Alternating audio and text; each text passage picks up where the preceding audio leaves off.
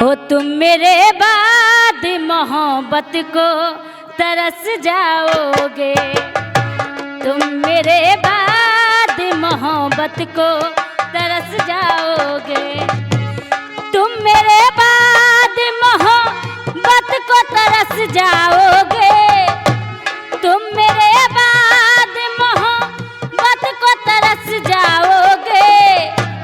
अजनबी शहर है, अजनबी शहर है, चाहत को तरस जाओगे।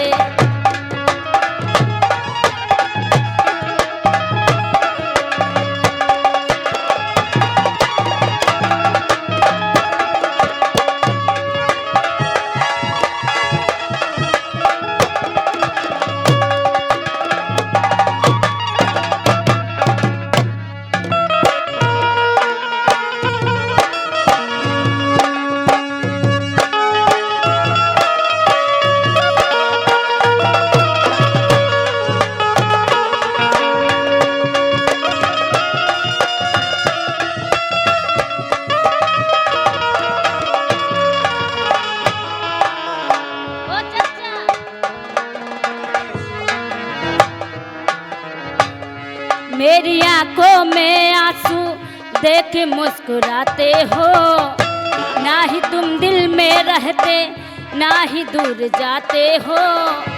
मेरी आंखों में आंसू देख मुस्कुराते हो, ना ही तुम दिल में रहते ना ही दूर जाते हो। इससे बेहतर ना आसियाना कहाँ पाओ। और स्टॉप भाई, 101 रुपए का स्पेशल पुरस्कार खास तौर भाई श्रीदेवी जी के लिए। आप हैं मास्टर रामचंद्र यादव जी मलौली को सेंगन, आप लखनऊ, उनकी जानिब से आपके लिए भेजे गए हैं। जरा अपने अंदाज में उनके बारे में ख्यालात भेजिए। मैंने दिल तुझको दिया ये खता हमारी है, मुझको तो तुझसे इश्क करने की बीमारी है। मैंने दिल तुझको दिया ये खता हमारी है, मुझको तो तुझसे इश्क करने की बीमारी है। यार तो पाओगे, यार तो पाओगे, ये प्यार कहाँ पाओगे।